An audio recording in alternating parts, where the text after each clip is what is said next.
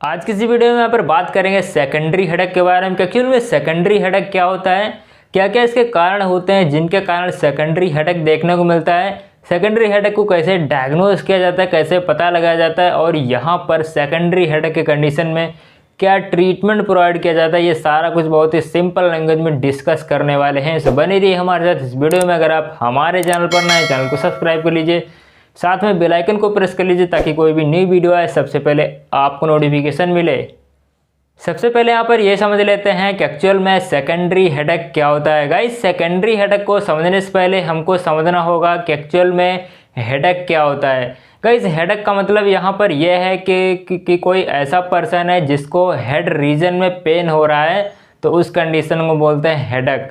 Secondary headache में क्या होता है, कोई ऐसा पर्सन है जिसके हेड में कोई स्ट्रक्चरल प्रॉब्लम है जिसके कारण अगर हेड रीजन में पेन देखने को मिलता है तो उसको बोलते हैं सेकेंडरी हेडेक। मतलब कोई ऐसा पर्सन है जिसके हेड रीजन में या फिर उसके ब्रेन में कोई अदर डिजीज़ कंडीशन है, कोई अदर प्रॉब्लम है जिसके कारण अगर पेन देखने को मिलता है तो उसको बोलते हैं सेकेंडरी हेडेक। नेक्स्ट, यहाँ पर बहुत सारी ऐसी प्रॉब्लम्स हैं जिनके कारण सेकेंडरी हेडेक देखने को मिलता है। जैसे कि यहाँ पर ब्रेन में कोई ब्लीडिंग हो गई, ब्रेन के अंदर इंटरनल ब्लीडिंग हो गई, या फिर ब्रेन के अंदर कोई ट्यूमर डेवलप हो गया, या फिर ब्रेन के अंदर कोई इन्फेक्शन हो गया जैसे कि मेनिंजाइटिस, एंसेफेलाइटिस। इन कंडीशंस में भी हेडेक देखने को मिलता है जिसको बोलेंगे secondary headache.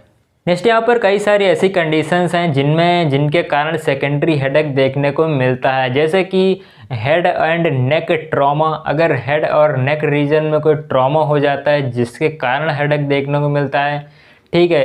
Traumatic intracranial haematoma अगर हो गया है, मतलब ट्रॉमा के दौरान अगर ब्रेन के अंदर कोई क्लॉट का फॉर्मेशन हो गया है जिसके कारण हेडेक देखने को मिल सकता है। नेक्स्ट, यहाँ पर कोई ऐसा पर्सन है जिसको पास्ट में क्रेनियोटॉमी हुई है जिसके कारण हेडेक देखने को मिलता है, पोस्ट क्रेनियोटॉमी हेमेटोमा, ठीक है। और यहाँ पर कोई अगर ब्रेन के अंदर कोई इन्फेक्शन है, कोई इंट्राक्रेनियल इन्फेक्शन है या फिर कोई सिस्टमेटिक इन्फेक्शन है, HIV का इन्फेक्शन है, तो इन कंडीशंस में भी हेडेक देखने को मिलता है। नेक्स्ट, यहाँ पर अगर ब्रेन के अंदर कोई इस्चेमिक स्ट्रोक हो गया है जिसके कारण हेडेक देखने को मिलता है। नेक्स्ट, यहाँ पर कोई इंट्राक्रेनियल वास्कुलर अगर डिसऑर्डर है, इंट्राक्रेनियल वास्कुलर डिसऑर्डर में जैसे कि जो ब्रेन है, जो हेड रीजन है, उनमें जो ब्लड वेसल्स हैं जैसे कि आर्टरीज हैं, वेन्स हैं, उनमें अगर कोई प्रॉब्लम आती है, उनमें कोई थ्रोम्बोसिस, कोई एम्बोलिज्म या फिर कोई क्लॉट का फॉर्मेशन होता है जिसके कारण भी हेडेक देखने को मिलता है। नेक्स्ट, यहाँ पर अगर जो CSF होता है उसका प्रेशर हाई हो गया है तो उस कंडीशन में हेडेक देखने को मिलेगा, या फिर जो सेरिब्रोस्पाइनल फ्लूइड है, जो CSF है, उसका अगर प्रेशर लो हो गया है तो उस कंडीशन में भी हेडेक देखने को मिल सकता है। नेक्स्ट, यहाँ पर अगर कोई इंट्राक्रेनियल न्यूप्लाज्म है, ठीक है,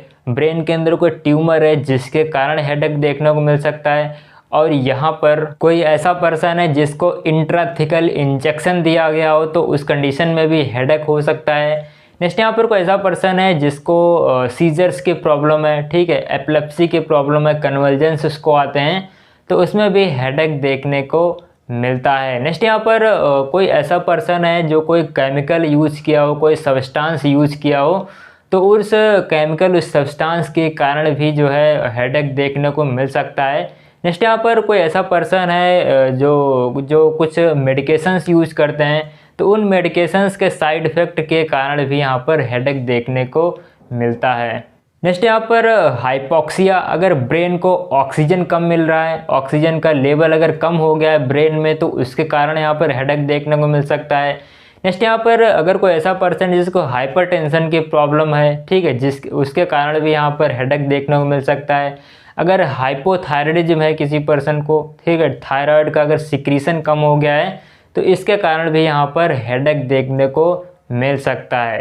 नेक्स्ट, यहाँ पर अगर कोई ऐसा पर्सन है जिसको आइज़ में कोई प्रॉब्लम है, आइज़ डिसऑर्डर है, ठीक है, ईयर डिसऑर्डर है, या फिर कोई नेक में प्रॉब्लम है जिनके कारण भी हेडेक देखने को मिल सकता है। नेक्स्ट, यहाँ पर कई बार साइकेट्रिक डिसऑर्डर के कारण भी पेन देखने को मिलता है। जैसे कि यहाँ पर कोई सोमेटोफॉर्म डिसऑर्डर है, ठीक है, कोई साइकोटिक डिसऑर्डर है जिनके कारण भी यहाँ पर हेडेक देखने को मिलता है। सो गाइज ये कुछ कारण हैं, रिस्क फैक्टर्स हैं, कॉजेज़ हैं जिनके कारण यहाँ पर सेकेंडरी हेडेक देखने को मिलता है। नेक्स्ट यहाँ पर बात करते हैं डायग्नोस्टिक टेस्ट की। कौन कौन से ऐसे डायग्नोस्टिक टेस्ट हैं जिनसे हम सेकेंडरी हेडेक का पता लगा सकते हैं, सेकेंडरी हेडेक को डायग्नोज कर सकते हैं। सबसे पहले यहाँ पर हम पर्सन में हिस्ट्री कलेक्शन करते हैं। हिस्ट्री कलेक्शन में ये देखते हैं कि जो पर्सन है उसको कभी पास्ट में कोई हेड इंजरी तो नहीं हुई थी, कोई नेक इंजरी तो नहीं हुई थी, कोई इन्फेक्शन तो नहीं हुआ था, या फिर जो पर्सन है कोई मेडिकेशन का तो यूज नहीं कर रहा है, कोई उसको सब्सटेंस की पॉइजनिंग तो नहीं। ये सारी चीज़ें जो हैं हिस्ट्री कलेक्शन में करते हैं। नेक्स्ट यहाँ पर पेशेंट का फिजिकल एग्जामिनेशन करते हैं। फिजिकल एग्जामिनेशन में हम ये देखते हैं कि हेड रीजन में कोई इंजरी तो नहीं है, कोई ट्रॉमा वगैरह तो नहीं है। ये सारी चीज़ें जो हैं फिजिकल एग्जामिनेशन में चेक करते हैं कि कोई ब्लीडिंग वगैरह तो नहीं हुई है। नेक्स्ट यहाँ पर पेशेंट का ब्लड टेस्ट करवाते हैं। कंप्लीट ब्लड टेस्ट करवाया जाता है जिसमें आरबीसी का काउंट, डब्ल्यूबीसी का काउंट और प्लेटलेट्स का काउंट चेक किया जाता है। नेक्स्ट यहाँ पर पेशेंट का सीरम इलेक्ट्रोलाइट टेस्ट करवाते हैं कि कोई उसके बॉडी के अंदर कोई इलेक्ट्रोलाइट्स का इम्बैलेंस तो नहीं है। नेक्स्ट यहाँ पर पेशेंट का सीटी स्कैन करवाते हैं, एमआरआई करवाते हैं और एक्सरे करवाते हैं। ये जो इमेजिंग स्टडीज़ होती हैं इनसे ब्रेन में, हेड रीजन में कोई भी स्ट्रक्चरल प्रॉब्लम को डिटेक्ट किया जाता है। नेक्स्ट यहाँ पर पेशेंट को लंबार पंचर करते हैं। लंबार पंचर करने से क्या होता है कि यहाँ पर सीएसएफ का सैंपल लेते हैं, जो सेरिब्रोस्पाइनल फ्लूइड होता है उसका सैंपल लिया जाता है, उस सैंपल का कल्चर किया जाता है। उसमें ये देखते हैं कि कोई ब्रेन में कोई इन्फेक्शन वगैरह तो नहीं है। ये सारी चीज़ें जो हैं लंबार पंचर में चेक की जाती हैं। सो गाइस ये जो टेस्ट हैं, डायग्नोस्टिक टेस्ट हैं, इनसे हम सेकेंडरी हेडेक का पता लगा सकते हैं।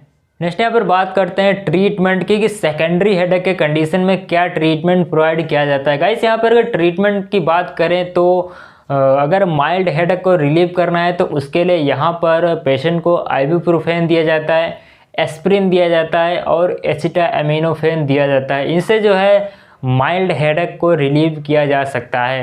नेक्स्ट यहाँ पर अगर ट्रीटमेंट की बात करें तो यहाँ पर सेकेंडरी हेडेक में अकॉर्डिंग टू कॉजेस के बेस पर यहाँ ट्रीटमेंट प्रोवाइड किया जाता है। गाइस यहाँ पर अगर ब्रेन में कोई स्ट्रक्चरल प्रॉब्लम है तो सबसे पहले उसको स्ट्रक्चरल प्रॉब्लम्स को सही किया जाता है। अगर कोई ब्रेन में इन्फेक्शन है तो उस इन्फेक्शन को ट्रीट किया जाता है।